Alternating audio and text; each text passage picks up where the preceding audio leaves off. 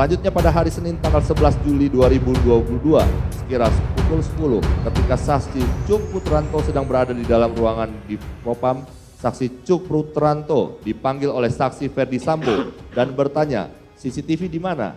Dan dijawab oleh saksi Cuk Putranto, CCTV mana Jenderal? Kemudian saksi Ferdi Sambo menjawab CCTV sekitar rumah, kemudian dijawab lagi oleh saksi Cuk Putranto, sudah saya serahkan ke Polres Jakarta Selatan. Kemudian saksi Ferdi Sambo katakan, siapa yang perintahkan? Kemudian dijawab oleh saksi Cuk Putranto, siap. Selanjutnya Ferdi Sambo meminta saksi Cuk Putranto dengan berkata, kamu ambil CCTV-nya, kamu copy dan kamu lihat isinya. Kemudian terdakwa menjawab, mohon izin Jenderal, gak apa-apa bila dikopi dan dilihat isinya. Kemudian saksi Ferdi Sambo berkata, sudah lakukan saja jangan banyak tanya. Kalau ada apa-apa saya tanggung jawab. Dan saksi Cuk Putranto walaupun menyadari perintah tersebut bertentangan dengan kewenangan yang dimilikinya, malah menyetujui perkataan saksi Ferdi Sambo tersebut dengan menjawab siap Jenderal. Kemudian saksi Ferdi Sambo berkata, kalau penyidik tanya baru kamu serahkan. Kemudian terdakwa berkata siap Jenderal. Kemudian saksi Cuk Putranto meninggalkan ruang kerja saksi Ferdi Sambo dan menghubungi saksi Rifaizal Samuel untuk mengambil DVR CCTV. Dan pada saat itu saksi Rifaizal Samuel menanyakan, kok diambil bang? Kan sudah diserahkan. Kemudian dijawab oleh saksi Cuk Putranto, perintah Bapak.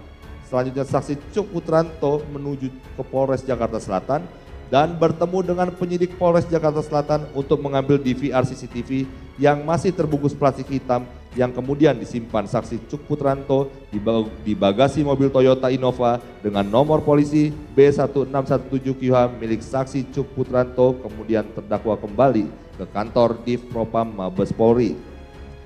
Begitu khawatir dan gelisahnya saksi Ferdi Sambo atas perbuatan penembakan yang terjadi pada tanggal 8 Juli 2022 di rumahnya, Komplek Perumahan Polri Duren 3, nomor 46 Jakarta Selatan. Maka pada hari Selasa tanggal 12 Juli 2022 sekira pukul 17, saksi Ferdi Sambo menghubungi saksi Cuk Putranto agar datang ke Komplek Perumahan Polri Duren 3 nomor 46. Kemudian pada pukul 20.30, saksi Cuk Putranto menghubungi terdakwa Baikuni agar datang ke TKP dengan maksud untuk mengkopi dan melihat isi DVR CCTV, dan setelah keduanya bertemu, saksi Cuk Putranto menyampaikan, "Bek, tolong kopi dan lihat isinya." Dan oleh terdakwa Baikuni sempat menanyakan kepada saksi Cuk Putranto, "Gak apa-apa nih?" Dan dijawab oleh saksi Cuk Putranto, "Kemarin saya sudah dimarahi, ini perintah Kadif Propam." Selanjutnya saksi Cuk Putranto menyerahkan kunci mobil yang kepada terdakwa Baikuni untuk mengambil DVR CCTV yang disimpan di mobilnya. Bahwa perbuatan terdakwa Baikuni Wibowo yang mengkopi isi DVR tersebut merupakan barang bukti petunjuk tindak pidana tanpa surat tugas dan bukan dalam kegiatan penyelidikan, dan penyidikan adalah perbuatan yang tidak sah atau melawan hukum, namun tetap terdakwa Baikuni lakukan. Selanjutnya terdakwa Baikuni mengambil DVR CCTV yang berada di dalam mobil Toyota Innova nomor polisi B1617QH milik saksi Cuk Putranto.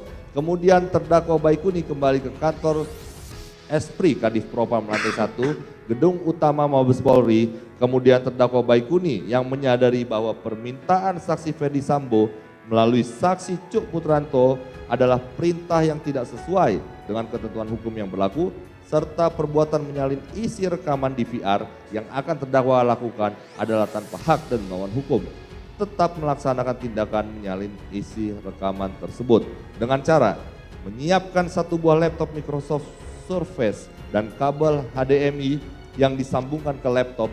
Setelah menyala pada saat itu muncul notifikasi untuk memasukkan password atau sandi, namun pada saat itu terdakwa Baikuni tidak memasukkan password tetapi hanya menekan OK dan langsung tersambung, di mana dari ketiga DVR CCTV tersebut hanya ada satu DVR CCTV yang berisi data atau rekaman, yaitu DVR CCTV yang berada di gapura pos satpam yang menghadap rumah nomor 46, nomor 45, dan nomor 43. Kemudian terdakwa Baikuni mencari data atau rekaman pada tanggal 8 Juli 2022 dari pukul 16 sampai dengan pukul 18. dan dipindahkan ke media penyimpanan flash disk warna merah hitam. Setelah data rekaman tersebut terkopi, kemudian terdakwa matikan DVR CCTV dan laptop serta merapikan dan membungkus kembali DVR CCTV seperti semula dan menyerahkan DVR CCTV tersebut kepada saksi Irfan Widianto